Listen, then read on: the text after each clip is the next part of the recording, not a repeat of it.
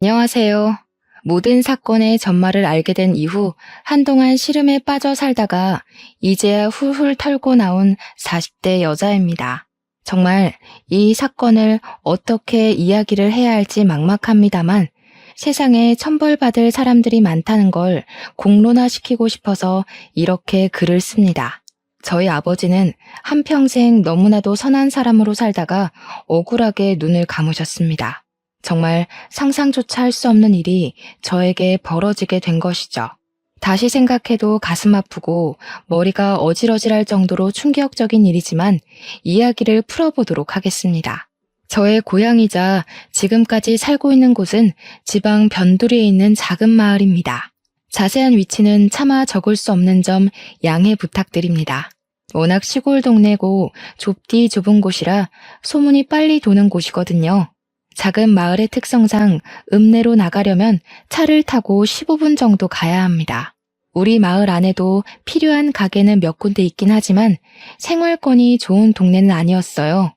그래도 한 동네에서 오래오래 대대손손 다들 얼굴을 보고 자란 사이라서 그런지 마을 사람들끼리의 단합도 좋고 사이도 좋았습니다.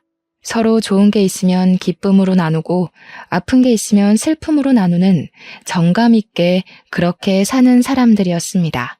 제가 대학을 다른 지방으로 진학을 하게 되면서 그 마을을 떠나게 되긴 했지만 우리 부모님 곁에는 좋은 친구들이 있었기에 마음 놓고 떠날 수 있었습니다. 특히 제가 마을에 살면서 제일 친하게 지내던 친구가 하나 있었는데 이름이 순이였습니다. 순이는 공부는 별로 못했지만 손이 진짜로 야무진 친구라서 이것저것 다재다능하게 잘하는 친구였어요. 거기다가 순이 씨 집 아저씨가 우리 엄마랑 초등학교 때부터 동창인 사이인지라 다른 집들보다 순이네 집과 함께 보낸 시간이 몇 배로 많았습니다. 부모들끼리도 숨기는 거 없이 친한 사이니까 당연히 자식들끼리도 친해진 거였죠. 저에게는 2살 터울의 남동생이 있었는데 제 남동생도 순이를 저보다 더 친누나처럼 따르고 지냈습니다. 제 말은 믿지 못해도 순이의 말이라면 껌뻑 죽는 신용까지 하는 사이였으니 얼마나 돈독한 사이였는지 상상이 가시죠? 순이네 아줌마는 마을에서 유일하게 세탁소를 운영하시던 분이었습니다. 사실 마을 사람들이 입는 옷이 다 고만고만해서 세탁을 맡길 일은 별로 없었는데 수선 솜씨가 정말 좋으셨어요. 다 해진 옷을 기워 새 옷처럼 만들어주시기도 했고 유행이 지난 옷을 리폼해서 다른 옷처럼 만들어주시기도 했습니다. 아줌마의 야무진 손을 순이가 그대로 물려받은 거였죠. 거기다가 순이네 아저씨는 동네 유일한 자동차 정비소를 운영하고 있었습니다. 변두리 마을이다 보니 마을 사람들 대부분이 농사를 지으면서 생계를 유지하고 있었거든요. 저희 집만 해도 과수원을 크게 운영하고 있었고요. 농기구 장비부터 시작해서 마을 필수품인 트럭까지 기계라면 못 고치는 게 없다고 하실 정도로 손이 빠르고 정확한 정비사였습니다. 과수원을 운영하던 저희 집은 순이네에게는 항상 무상으로 개일 과절들을 나눠주곤 했죠. 마을에서 가장 큰 땅을 가지고 있다고 소문이 난 우리 집인 만큼 농작물도 꽤 여러 종류를 재배했거든요. 어릴 때는 철마다 트럭을 타고 과일을 따러 다니는 게 재미있기도 했죠. 과일을 수확하는 철이면 순이도 순이네 아줌마 아저씨도 모두 우리를 도와주곤 했습니다. 그 좁은 시골 동네에서 타지로 대학을 가게 되면서 저는 마을과 조금 멀어지게 되었습니다. 다른 동네에 물을 먹게 되니까 그 시골 마을이 얼마나 좁디 좁았는지 실감이 나기도 했고요. 제가 마을을 떠나면서 순이에게 다른 동네에서 살아보고 싶지 않냐고 물어보니 순이는 그 마을에서 평생 살 거라고 했습니다. 대입에 실패하기도 했고 자기는 이 마을이 너무나도 평화롭고 좋다고 했어요. 아줌마의 세탁소 일을 도와주면서 그렇게 제 몫을 하고 지내다가 좋은 사람이랑 결혼해서 마을에 정착할 거라고 했습니다. 저는 그런 순이를 어린 마음에 비웃으면서도 그래도 우리 부모님 옆에 있으니 우리 부모님이 적적하진 않겠다고 생각했죠. 내심 순이의 결정에 우리 부모님도 제가 대학이고 뭐고 다 때려치우고 마을에 남아서 과수원을 물려받았으면 하셨습니다. 제 생각은 물론 달랐습니다. 저에게는 남동생이 하나 있지 않겠습니까? 남동생이 과수원을 물려받을 거라고 생각했거든요. 그 땅이 얼마나 큰 땅인데 당연히 장남에게 물려주는 게 인지상정 아니겠습니까? 어릴 때부터 저는 그 땅을 단 한 번도 탐내본 적이 없습니다. 남동생이 기둥처럼 버티고 있었으니까요. 타지 생활은 꽤 어려웠습니다. 너무나도 세련되고 현대 문물에 능한 친구들 사이에서 시골 촌뜨기가 할 수 있는 건 별로 없었습니다. 물론 마을이 구석진 곳에 있다고 해서 전기도 안 들어오고 휴대폰도 안 터지고 하는 건 아니었지만 친구들이랑 처음 패밀리 레스토랑에 갔을 땐 겁이 나더군요. 아무리 메뉴판을 읽어봐도 뭐가 뭔지 모르겠고 이거 주세요 저거 주세요 하는 친구들을 보면서 따라하는 것밖에 할 수 없었거든요. 게다가 대학 생활 자체가 별로 재미가 없었습니다. 친구들이랑 술을 먹고 클럽에 가고 해도 시끄럽기만 하고 재미는 없었고요. 제일 큰 것은 성적에 맞춰서 대학을 간 것이어서 전공하던 과목도 그다지 관심이 가지 않는다는 거였죠. 꿈도 없이 그저 이 대학에 붙었으니까 가야지 하고 온 순간의 선택은 참으로 많은 스트레스를 주었습니다. 하지만 대학 자체는 졸업을 해야 했기에 저는 꾸역꾸역 버텨내고 있었습니다. 그렇게 2년을 버텨내고 동생에게서 서울에 있는 대학에 합격을 했다고 연락이 왔습니다. 저보다 더 똑똑했던 동생이었기에 당연히 서울에 있는 학교에 무난히 합격할 거라고 생각했는데 기뻐하는 동생의 목소리를 들으니 더욱 좋더라고요. 그런데 동생이 저에게 제가 상상도 하지 못했던 이야기를 넌지시 꺼내더라고요. 자기는 언론 쪽으로 공부를 해서 자랑스러운 기자가 되고 싶다고 이야기를 했어요. 그래서 동생에게 너의 끈기라면 충분히 해낼 수 있을 거라고 문제가 뭐냐고 물어보니까 집에서 과수원을 물려받으라고 재촉을 한다는 거였습니다. 생각해보니까 그렇더라고요. 동생이 기자가 되고 제가 대충 취업을 하게 된다면 과수원을 물려받을 사람이 아무도 없는 겁니다. 부모님께서 누나도 없는 마당에 동생에게 대학도 가지 말고 하루빨리 과수원 일을 배우라고 했다는 겁니다. 너네 누나도 도망갔는데 당연히 둘째가 물려받아야 모양이라도 살지 않겠냐고 했다는데 제가 띵 하더라고요. 제 동생은 꿈도 확실하고 공부도 저보다 훨씬 잘하지 않겠어요? 저는 성적에 맞춰서 간 대학이기도 했고 서울에 있는 학교도 아니었고요. 거기다가 전공 과목 자체도 저와는 영 맞지 않는 것 같고 이렇게 시간을 보내도 되나 싶어서 적당한 중소기업에 취직하려고 애쓰지 않을까 하던 찰나였거든요. 제 인생 모토가 대충인 사람이라 대충 졸업하고 대충 취직하고 대충 결혼해서 대충 살아야지 싶었는데 동생의 고민을 들으니까 너무나도 부끄러워진 거죠. 하지만 저에게도 꿈이라는 게 생길지도 모르는 일이니까 동생에게 딱 잘라서 내가 과수원을 물려받을게 라는 말도 못하겠더라고요. 결국 대학을 졸업할 때까지 저에게는 과수원이 짐처럼 남게 되었고 휴학을 하고 군대를 간 동생에게 결심을 말했어요. 내가 과수원을 물려받을 테니까 넌 꼭 기자가 되어서 네 꿈을 이뤘으면 좋겠다고 했습니다. 동생은 저에게 울먹이면서 고맙다고 몇 번이고 인사를 했어요. 누나가 그 짐을 짊어지는 대신 자기도 꼭 누나를 돕겠다고요. 말이라도 고맙지 우리 동생이 언제 저렇게 철이 들었나 싶더라고요. 저는 결국 타지 생활을 청산하고 다시 그 좁디 좁은 마을로 내려가게 되었습니다. 버스 터미널에서 마을버스를 타고 한참을 들어가 마을 입구에 딱 섰는데 뭔가 느낌이 새롭더라고요.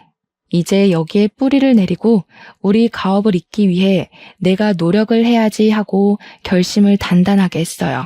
제가 과수원을 물려받겠다고 부모님께 이야기를 했던 건 아니라서 앞으로 부모님과 상의를 하긴 해야 했어요. 그냥 막무가내로 마을에 내려온 것이었거든요.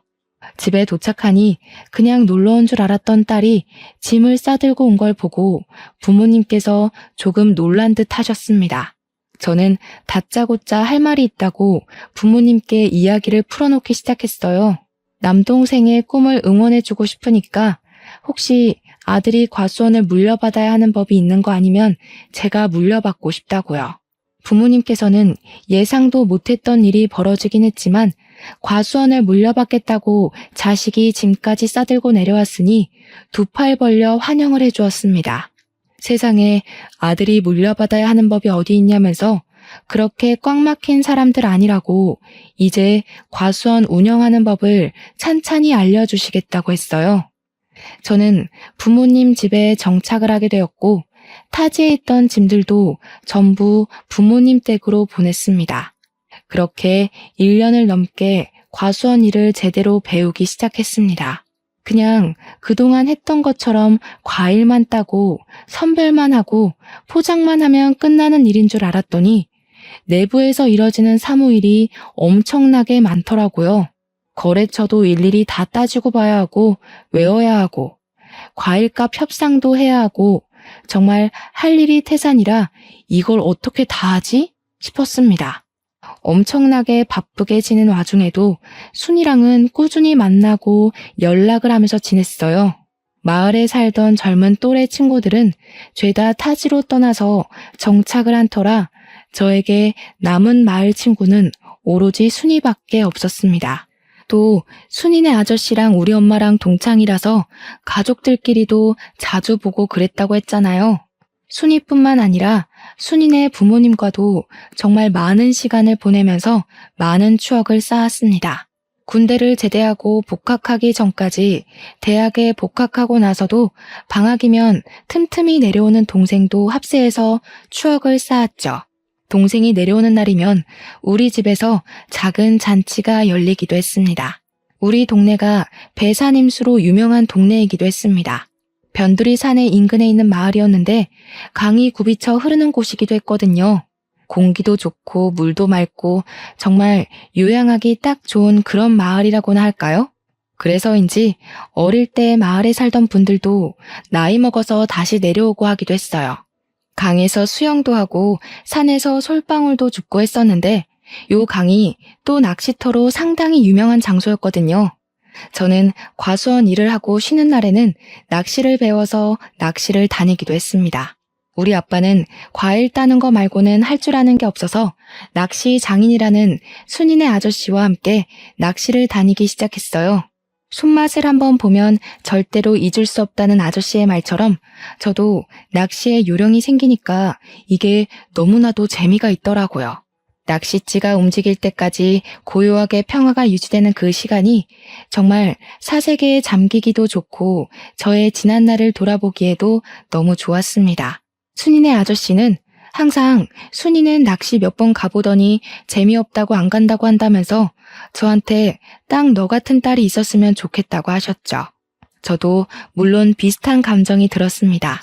우리 아빠는 저와 다르게 술도 전혀 못 드시고 이런 취미도 없으셨거든요. 오죽하면 제가 순이네 아저씨한테 술을 배웠다니까요. 아저씨랑 술 한 잔 걸치면서 낚시도 하고 라면 끓여 먹는 게 그렇게 재미있을 수가 없었어요. 제가 과수원 일을 하면서 받은 스트레스를 순이네 아저씨와 취미생활을 도모하면서 풀었으니 대단히 친한 사이였죠. 동생이 오는 날이면 고기 파티가 열리곤 했는데 순이네 아저씨가 또 바비큐 장비를 다 가지고 있었어요. 그래서 순이네 집에서 고기를 구워 먹고 술도 마시고 진짜 신이 나게 놀기도 했습니다. 우리 아빠가 순이네 아저씨한테 얼마나 고마워했는지 몰라요. 자식들을 친자식처럼 너무 잘 챙겨준다고요. 그러던 와중에 순이한테 선자리가 들어왔고 읍내에 사는 건실한 청년과 선을 보게 되었습니다. 마을에 계신 어르신이 주선한 선자리였는데 그 어르신이 평판이 별로 좋은 분은 아니라서 저희 가족도 꽤 걱정을 하긴 했어요. 그런데 발그레해진 뺨을 하고 돌아온 순이는 그 남자가 너무나도 마음에 든다고 했습니다. 평소 마을을 떠난 적 없던 순이가 아줌마 밑에서 세탁소 일 도우며 근근히 잡일하며 사는 게 마을 사람들도 걱정이 되었었나 봐요. 시집이라도 멀쩡하고 건실한 남자 붙잡아서 가는 게 좋은 거 아니겠냐고 주위에서도 잘 만났다고 칭찬을 해주었죠. 웬일로 그 괴팍한 노친네가 좋은 사람을 다 소개해줬냐고 잘 됐다고 한 소리씩 얹었어요. 상대방도 그렇고 순이도 그렇게 둘 다 첫눈에 뿅 간 건지 연애를 시작하더니 얼마 지나지 않아서 결혼까지 하겠다고 한 거죠. 우리 집 와서 연애하는 이야기를 해주는데 제가 너무너무 신기하더라고요. 어떻게 사람에게 첫눈에 반할 수 있지? 싶어서요. 저는 여태 그런 운명의 상대를 만나본 적도 없었고 첫사랑이라고 일컫는 그런 남자도 없었거든요. 혼자 짝사랑을 2번 해봤는데 상대가 저에게 관심 없는 걸 알자마자 자연스럽게 마음이 식더라고요. 아무튼 이런저런 이야기를 나누는데 우리 아빠가 옆에 슬쩍 오더니 우리 딸이 아무것도 모르는 철부지였구나 하시는 겁니다. 그러더니 첫사랑이라는 게 무척 대단한 사랑이라고 하더라고요. 추억으로도 깊이 남는 거고 또 시간이 지나면 친구로도 남는 게 첫사랑이라고 하시는데 첫사랑이랑 무슨 친구를 하나 싶었죠. 세상에 그런 사람이 어디 있냐고 하니까 아빠가 껄껄 웃으면서 너네 엄마가 첫사랑이랑 친구하고 지내잖아 이러는 겁니다. 알고 보니까 순이네 아저씨가 우리 엄마의 첫사랑이라고 하더라고요. 제가 얼마나 놀랐는지 몰라요. 여기가 무슨 할리우드도 아니고 첫사랑이랑 같은 동네 살면서 허구한 날 자식들의 배우자까지 끼고 친구처럼 지낼 수 있나 싶었죠. 순이도 그 이야기는 처음 들었는지 무척 놀래더라고요. 아무튼 평생 마을을 떠나지 않을 거라고 이야기했던 순이가 결혼을 하고 읍내로 떠나게 되었습니다. 그게 제 나이 30살의 이야기네요. 제 동생은 착실하게 신문사에 취직해서 인턴을 하고 있었고 저는 과수원에 대해 대부분 모르는 게 없는 상태가 되었습니다. 순이는 시집가서 정말 행복하게 살고 있는 듯 했어요. 얼마나 마음이 행복했는지 모릅니다. 그러던 어느 날 늘 웃음꽃이 피어있던 순이의 얼굴에 그림자가 슬쩍 드리우기 시작했어요.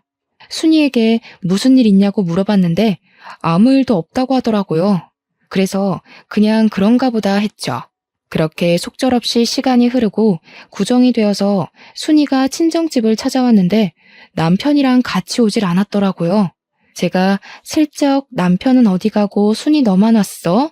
하고 물어보니까 남편이 일이 바빠서 같이 못 왔다고 하는데 표정이 좀 울상이더라고요. 표정이 영 안 좋으니까 친구로서 걱정도 되고 왜 그렇게 안색이 별로냐고 물어봤죠. 결혼한 지 1년밖에 지나지 않았는데 벌써부터 권태기가 찾아온 거야? 하면서 너스레를 떨었어요. 그랬더니 그냥 조용히 웃고 말더라고요. 그래서 혹시 너 임신해서 컨디션이 안 좋은 거 아니냐고 물어봤죠. 순이가 한숨을 푹 쉬면서 아니라고 임신을 해야 하는데 잘 안 돼서 스트레스라고 하더라고요. 시댁에서 손주를 빨리 낳으라고 닥달하는 듯 했어요. 참 대한민국의 꼬장꼬장한 시어머니들이란 위로는 해야겠다. 저도 잘 모르는 부분이니까 그냥 말로만 이야기를 해줄 수밖에 없었죠. 너무 스트레스 받으면 임신에 영향을 끼친다더라. 마음 편하게 먹고 기다리면 찾아오지 않겠냐? 이런 말들이요. 그렇게 몇 개월이 더 지난 어느 날 순이에게서 드디어 임신을 했다는 소식이 전해져 왔습니다. 순이네 부모님도 얼마나 신나하던지 막 먹을 거 바리바리 싸들고 입덧으로 고생한다는 딸 보러 읍내에 가더라고요. 몇 주가 흐르고 안정기가 찾아온 것 같다고 아이 성별이 딸이라는 소식을 들었어요. 그 전주까지 과수원 수학철이라 제가 무척이나 바빠서 순이를 보러 읍내에 한 번도 가지 못했었거든요.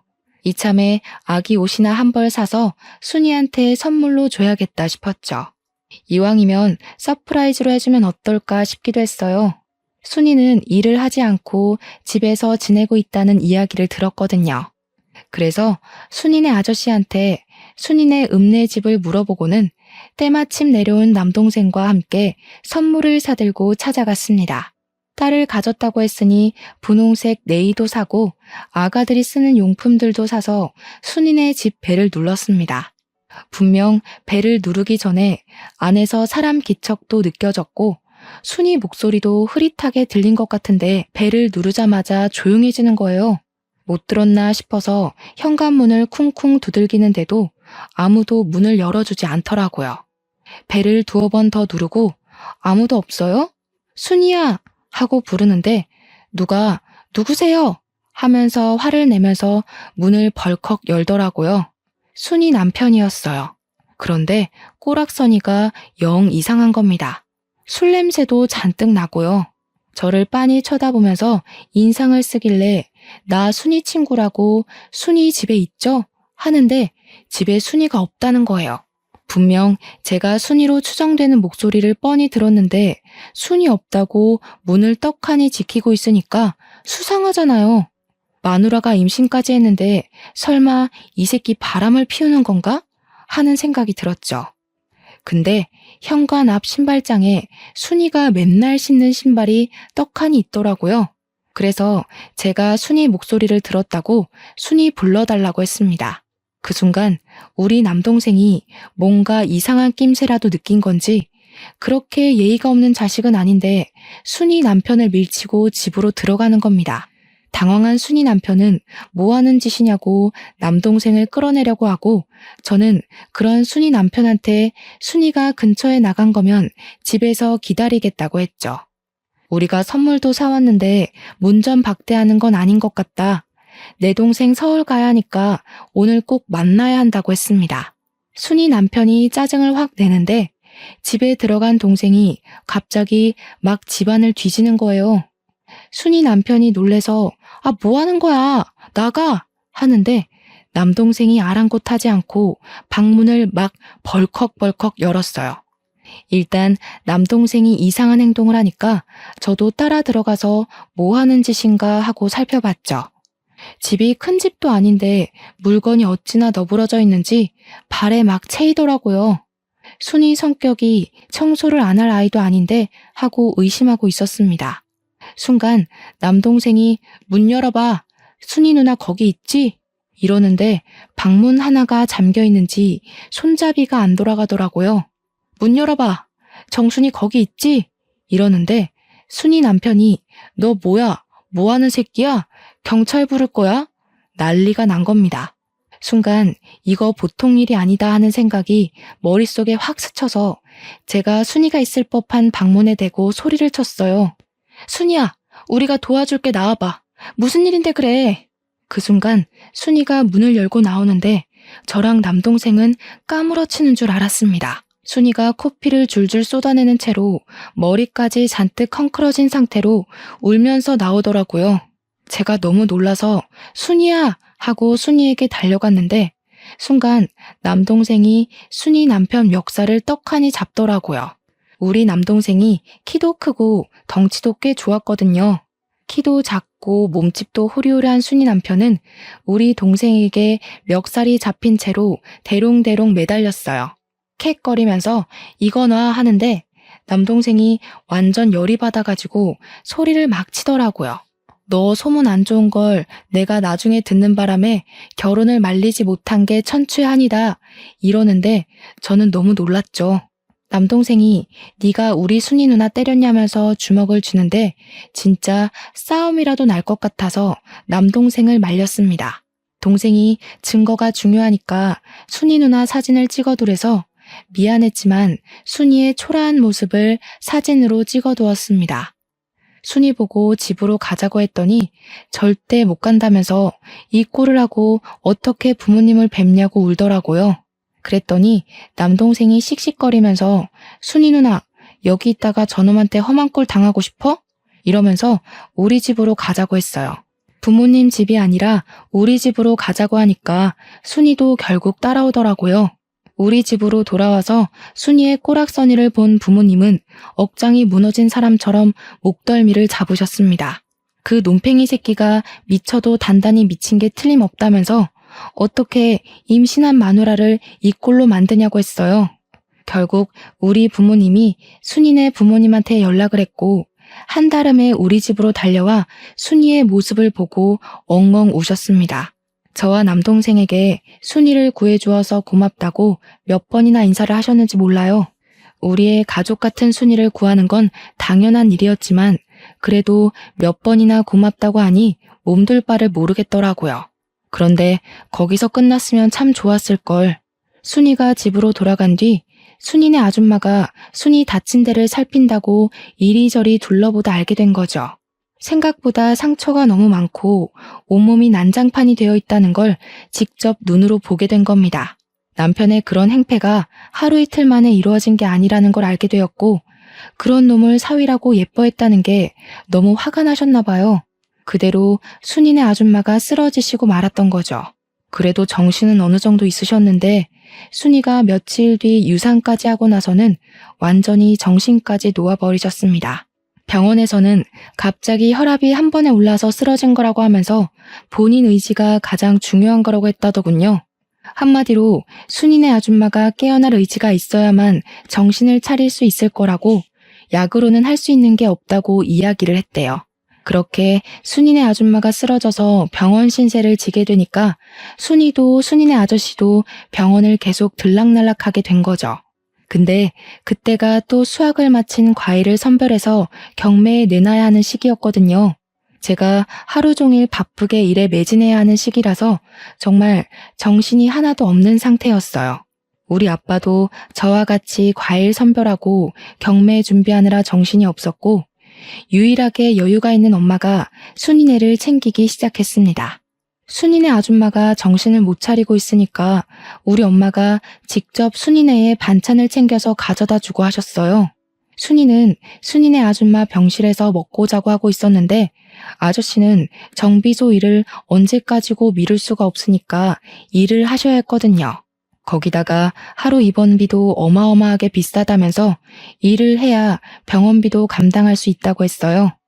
처음에는 엄마가 일주일에 한 번씩 가서 반찬만 후딱 전해주고 오시더니 시간이 지날수록 점점 방문 횟수가 늘더라고요. 오죽하면 아빠가 뭘 그렇게 열심히 챙기냐고 첫사랑은 이길 수 없는 거냐며 농담을 던지시기도 했습니다. 그때마다 엄마는 한 동네에서 평생을 보고 자란 친구인데 이 정도는 해줘야 하는 거 아니냐고 실없는 소리 하지 말라고 했죠. 일주일에 한 번씩 반찬만 주고 오던 게 어느 날부터는 청소도 해주고 살림도 봐주시더라고요. 남자 혼자 살아본 적 없는 티를 팍팍 낸다고 저러다가 홀압이 되면 어쩌려고 저러는지 모르겠다고 하시면서요. 나중에는 우리 집에 있는 시간보다 순이네 가 있는 시간이 더 많은 듯 했습니다. 문제는 더 있었어요. 순이 남편이 순이를 병원까지 찾아와서 난동을 부리게 된 겁니다. 결국 병원에서 폐악질을 하다 경찰까지 출동을 했고 순이가 급하게 경찰서에 조사를 받으러 가게 된 것이었어요. 순이네 아저씨는 정비를 하느라 움직일 수가 없었고 순이네 아줌마 병실을 지킬 사람이 필요해진 거죠. 몇 시간만 돌보면 되는 거라 간병인을 하루치 급하게 구할 수도 없는 상황이어서 아빠가 엄마 보고 좀 다녀오라고 했죠. 이웃 간의 정이 얼마나 깊은 건지 아냐고 누누이 말했던 우리 엄마가 순이네 아줌마 병실에 가라고 했더니 버럭 하시더라고요. 내가 거길 왜 가? 원래 순이 엄마랑은 친하지도 않았어. 이러면서 저보고 가라는 겁니다. 경매 준비로 잠잘 시간이 모자랄 정도인데 거기다가 순이네 집에 그렇게 허구한 날 가놓고는 순이네 아줌마랑 안 친하다는 건 뭔지. 아무튼 순이가 금방 병실로 돌아갈 수 있어서 다행이었지 아니었으면 면도 못 세울 뻔했습니다. 그리고 얼마 안 있어서 결국 순이네 아줌마는 영영 하늘나라로 떠나고 말았어요. 장례를 치르는데 우리 아빠도 그간 나눈 정이 있어서 그런지 막 엉엉 우시더라고요. 순이네 아저씨도 같이 엉엉 울면서 두 분이 세상 떠나가라 슬퍼하셨어요. 그런데 우리 엄마가 그걸 상당히 꼬락선이 난 눈빛으로 바라보시는 겁니다. 우리 아빠가 우는 게 고가웠는지 갈 사람 간 걸 가지고 되게 운다고 핀잔 섞인 말을 뱉더라고요. 저는 순간 우리 엄마가 무슨 사이코패스라도 된 줄 알았습니다. 어떻게 장례식장에서 그런 이야기를 할 수가 있나요?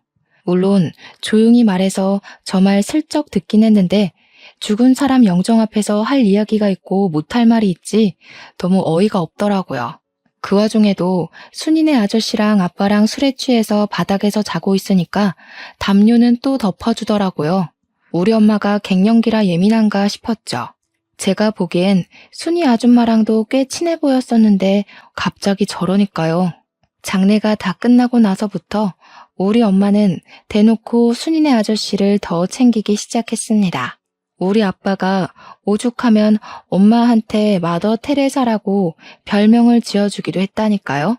우리 아빠가 허락한 일이고 자주 챙겨야 덜 외롭지 않겠냐고 하신 터라 그러려니 하긴 했지만 솔직히 남복이 좀 무섭더라고요. 혹여라도 이상한 소문이라도 나는 건 아닌가 걱정이 되기도 했어요. 그래도 한 이웃으로 살았던 정이 있으니까 저도 모른 척하기도 좀 그렇고 복잡한 감정이 들었죠. 순이도 결국 남편과 이혼을 하고 아이의 집으로 돌아와서 순이네 아줌마가 운영하던 세탁소를 물려받아서 일을 시작했어요. 근데 이상하죠? 순이가 돌아왔으니까 더 이상 우리 엄마가 순이네 아저씨를 챙길 이유가 없는 거나 마찬가지 아니겠어요? 발길이 조금 뜸해지긴 했지만 그래도 일주일에 한 번씩 반찬을 주러 가더라고요. 순이도 손재주가 워낙 좋은 아이라 반찬 같은 걸 다 할 줄 알 텐데 엄마가 왜 저렇게까지 챙기나 싶었습니다. 동생이 내려오면 순이네 집에서 바비큐를 하고 잔치도 열고 하긴 했지만 그래도 우리 가족끼리 보내는 시간이 꼭 있었거든요. 그런데 우리 동생이 정식 기자가 되어서 진짜 몇 개월에 한 번 내려올까 말까 하는데도 꼭 순이네랑 같이 모여야 한다는 겁니다. 그 순간 그런 직감이 드는 겁니다. 우리 엄마가 설마 순이랑 동생을 이어주려고 저러는 건가 하는 생각이요. 젊은 남녀니까 충분히 정분이 생기고도 남을 수 있지 않겠어요? 순이가 이혼하기 전에 찾아갔을 때 동생이 예민하게 행동한 부분도 있었고요. 순간 나만 모르게 가족들끼리 이미 다 행동에 옮기고 있었나 싶었습니다. 근데 제 걱정과 달리 엄마가 동생 붙잡고 이야기를 하는 걸 들었습니다. 절대 순이한테 마음 주지 말라고, 유산도 했고 이혼도 했는데 죽어도 저런 며느리 못 본다고요. 동생도 말도 안 되는 소리 하지 말라고, 만나는 여자친구 있다면서 걱정 말라고 했죠. 엄마가 너무 오버를 하니까 또 이상한 거예요. 순이네 아저씨는 그리 챙기면서 순이한테는 왜 그러나 진짜 이해가 안 갔습니다. 그 즈음부터 해서 엄마가 자꾸 과수한 일은 나 몰라라 하고 읍내에 놀러 다니기 시작했습니다. 읍내에 모임이 있다면서 나가 놀고 친척들 만난다고 다른 지방에 놀러 간다 그러고요. 우리 엄마가 살면서 그렇게 밖으로 싸돌아다니는 걸 본 적이 없어서 좀 의아하긴 했어요. 그런데 아빠가 딱 그런 이야기를 하시더라고요. 순이네 아줌마가 그렇게 허망하게 가고 나서 언제 죽을지 모른다는 공포에 물든 것 같다고요. 하고 싶은 거 하게 내버려 두는 게 지금으로서는 최선인 것 같다고 하는데 아빠의 표정이 참으로 씁쓸해 보였습니다. 저는 별다른 말 없이 아빠의 결정을 존중해 주기로 했어요. 엄마와 평생 산 건 아빠니까 제가 가타부타 말을 얻는 게 부부간의 신뢰를 깨는 것 같다는 생각이 들어서였죠. 그렇게 몇 개월이 지나고 우리 남동생이 결혼하고 싶은 여자가 있다면서 같은 회사에서 재직 중인 여자를 데리고 마을을 왔어요. 그전부터 만나는 사람이 있다고 운은 띄어났던 터라 드디어 우리 남동생이 장가를 가는구나 싶었죠. 집에 인사를 시키는데 옳게 될 사람이 너무 참하고 예쁜데 똑똑하기까지 하더라고요. 저도 그쯤 거래처 직원인 남자와 썸을 타고 있던 시기였어요. 우리 아빠는 저에게 넌지시 남동생이 널 제치고 먼저 장가를 들어도 괜찮겠냐 하는데 무슨 문제가 있겠습니까? 아무 문제도 없다고 했죠. 남동생이 축복 속에 결혼을 하고 서울에 완전히 정착을 하게 되었습니다. 저도 동생이 결혼하고 1년 뒤에 만나던 남자와 결혼을 하게 되었고요. 거래처 직원이었지만 과수원 일도 빠삭하고 사람이 건실하고 괜찮더라고요. 나중을 생각하면 과수원을 같이 운영해 줄 수 있는 든든한 사람 같아서 평생을 함께하기로 약속했습니다. 제가 결혼할 때 우리 아빠가 과수원과 관련된 모든 재산을 저의 명의로 넘겨주었습니다. 결혼 선물이라고 주었는데 저는 일찍부터 너무 큰 선물을 받는 것 같아서 솔직히 부담스럽기도 했어요. 아빠가 한 가지 약속을 해달라고 하시면서 원래 결혼할 때 주려고 했다고 아무한테 명의를 넘긴 것을 이야기하지 말라고 신신당부를 했습니다. 동생은 물론이고 엄마한테까지 말하지 말라고 해서 왜 그러시나 했는데 뭐 아빠의 부탁이니 알겠다고 했어요. 그렇게 1년이 더 지난 어느 날 저랑 남편이 서울에 있는 거래처에 볼 일이 생겨서 서울을 가게 되었습니다. 엄마랑 아빠한테 말씀을 드리고 출발한 터라 동생도 보고 와야겠다 싶어서 동생한테도 연락을 해두었어요. 저녁이나 먹자고 해서 동생네 부부와 저희 부부가 만나서 밥을 먹고 있는데 제 휴대폰에 불이 나게 연락이 오는 겁니다. 엄마한테 막 황급히 연락이 오길래 무슨 일이냐고 물어보니까 아빠가 사고를 당했다는 거예요. 그게 무슨 소리야 하는데 엄마가 얼이 완전히 나간 건지 덜덜 떨리는 목소리로 아빠가 사고를 당했다고 당장 내려와 하더라고요. 놀래서 남동생네 부부랑 정신없이 차를 타고 읍내에 있는 병원으로 내려왔죠. 엄마는 덜덜 떨면서 울고 있고 옆에서 순이네 아저씨가 한숨만 푹푹 내쉬면서 우리를 보고는 왔어 하시더라고요. 하필이면 오늘 자식들도 없고 적적한 와중에 엄마가 아빠한테 순이네 집으로 반찬을 가져다 주라고 심부름을 시켰대요. 간 김에 엄마가 순이한테 부탁한 세탁물도 받아오라고 해서 아빠가 트럭을 끌고 나갔는데 오던 도중에 논두렁길에서 사고가 났대요. 아직 현장을 감식하고 있는 중인데 바퀴가 논두렁길 바깥쪽으로 빠지면서 차량 전복 사고가 일어났고 안전벨트를 매지 않아서 그만 아버지께서 전복된 차량에 흉곽이 심하게 눌렸고 숨을 쉬지 못하고 허망하게 눈을 감으셨다는 겁니다. 근데 너무 어이가 없는 거예요. 그 논두렁길 저도 잘 알고 있고 남편도 잘 알고 제 동생도 잘 아는 길이거든요. 결코 좁지 않은 길이고 트럭 한 대쯤은 널찍하게 지나가고도 남는 길이란 말이죠. 거기다가 아빠가 한평생을 그 길에서 운전을 했는데 갑자기 바퀴가 빠진다는 것도 말이 안 되고요. 더군다나 우리 아빠는 술을 잘 드시지 못해서 음주운전을 했을 리도 없는데 그 길에서 바퀴가 빠진다는 게 말이 안 되는 거예요. 허망하게 차량에 깔려서 그렇게 가셨다는 게 도무지 믿기지가 않았어요. 경찰 측에서 운전 미숙으로 난 사고 같다고 하는데 올케가 그러더라고요. 평소에 그 길을 자주 다녔다고 하지 않으셨냐고. 뭔가 이상하니까 부검을 해보는 게 좋지 않겠냐고요. 그런데 엄마가 버럭 소리를 지르면서 남편 부검하는 거 절대 반대라고 하는 겁니다. 보통 같으면 원인을 확실하게 밝히기 위해서라도 부검을 해야 하는 거 아니겠어요? 제가 올케 말에 동의하면서 부검을 하겠다고 했어요. 우리 남동생도 미심쩍다며 부검하자고 했고요. 올케가 차량 조사는 한 거냐고 물어보니까 경찰이 현장 조사만 했다고 우물쭈물 이야기하길래 기자 명함을 떡하니 건네면서 정확하게 조사를 해달라고 하더라고요. 엄마는 한 동네에서 무슨 소문이 날 줄 알고 그런 짓까지 하냐고 했지만 올케가 딱 잘라서 차량 조사까지 부탁드린다고 했죠. 엄마가 계속 딴죽을 거는데 제가 아빠가 억울하게 가셨으면 조사를 해야지 하고 소리를 쳤어요.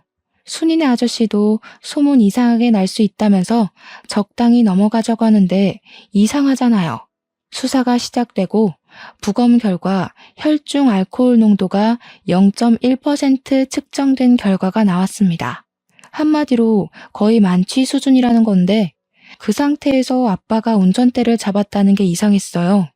거기다가 차량 수사 과정에서 브레이크를 조정하는 라이닝에 문제가 있었다는 것까지 밝혀진 거죠. 브레이크가 말을 듣지 않게 조작이 되어 있었다는 겁니다. 아무리 서행을 했어도 멈추질 않으니까 핸들을 이리저리 틀었을 테고 거기다가 음주 상태였으니까요. 사고가 날 수밖에 없었던 거죠. 그러니까 엄마와 순이네 아저씨가 미친 듯이 수상하더라고요. 그래서 따로 붙잡고 물어봤더니 둘 다 회피하는 듯한 발언을 하는 거예요. 아저씨는 엄마한테 물어봐라. 엄마는 아저씨한테 물어봐라. 둘 다 서로 술을 먹은 걸 본 적이 없다고 발뺌을 하고 있었습니다. 그래서 결국은 삼자대면을 했고 서로에게 떠밀고 있었던 상황을 이야기하니까 경찰서 앞에서 둘이 싸우기 시작하는 겁니다. 경찰 조사까지 시작된 마당에 발등에 불이 떨어진 거죠. 야, 술은 네가 먹여놓고 왜 나한테 뒤집어 씌우고 그래? 뭐가 어쩌고 어째? 네가 브레이크 망가뜨려 놓고 나한테 왜 그래? 하면서 둘이 머리채 쥐어잡고 싸우는데 우리 부부 남동생네 부부 할 거 없이 기함을 토했죠. 결국 경찰이 개입을 했고 사건의 전말을 들을 수 있었습니다. 순인의 아줌마가 사고로 입원을 한 이후로 순인의 아저씨를 챙겨주다가 둘이 결국 눈이 맞았던 거였어요. 몇 년을 남몰래 바람을 피우다가 순인의 아줌마가 돌아가시고 순이가 돌아오게 되니까 두 분이 마음 놓고 만날 공간이 사라진 거죠. 거기다가 엄마한테는 아빠까지 있었으니 순인의 아저씨는 너도 이혼하고 나랑 재혼하자 난리를 쳤고요. 엄마는 동네 이목이 무서워서 이혼을 못하고 있다가 자식들이 결혼하고 나니까 아빠랑 사는 게 더 이상은 지겨웠던 거였어요. 과수원까지 욕심이 났던 엄마는 아빠가 사망하게 되면 배우자 명의로 모든 재산이 넘어오니까 그걸 노린 거죠. 아빠한테 술을 먹인 건 엄마였고 아빠의 차를 고장낸 건 순인의 아저씨였습니다. 그 사실을 알게 된 우리는 엄마가 사람으로 보이지 않았습니다. 그 와중에도 엄마는 과수원은 어떻게 되는 거냐고 미친 사람처럼 굴더라고요. 과수원은 내 거지?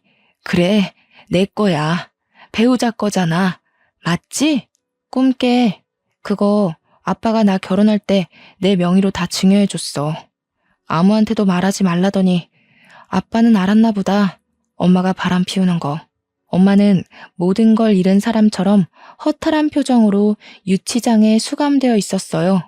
순인의 아저씨도 머리를 쥐어뜯으면서 고개를 푹 숙이고 유치장 구석에 앉아 있더라고요. 결국 둘 다 살인죄가 적용되어 재판을 받게 되었고 공범임이 인정되어 엄마는 징역 35년, 아저씨는 무기징역을 받게 되었습니다. 모든 사실을 알게 된 순이는 그대로 잠적을 했고 어디서 뭘 하고 사는지 지금까지도 모르고 지내고 있습니다. 결국 저는 부모님과 함께한 추억이 담긴 집이 지긋지긋해서 처분을 하고 읍내에 있는 아파트로 이사를 갔습니다. 일이 어떻게 되었든 과수원은 운영을 해야 했으니까요. 우려했던 대로 동네에 흉흉한 소문이 싹 돌았지만 다들 저를 불쌍하게나 생각하지 손가락질하진 않더라고요. 저는 남편을 의지하며 여전히 과수원을 운영하면서 살고 있습니다. 동생도 저도 아직까지 엄마의 면회는 가본 적이 없어요. 아마 앞으로도 갈 일은 없을 것 같습니다. 지독한 첫사랑이 뭔지 사람 한순간에 망가지더라고요. 저는 그런 삶은 살지 않을 겁니다. 제 결심이 평생 가길 기도하며 제 사연은 여기서 멈추도록 하겠습니다. 감사합니다.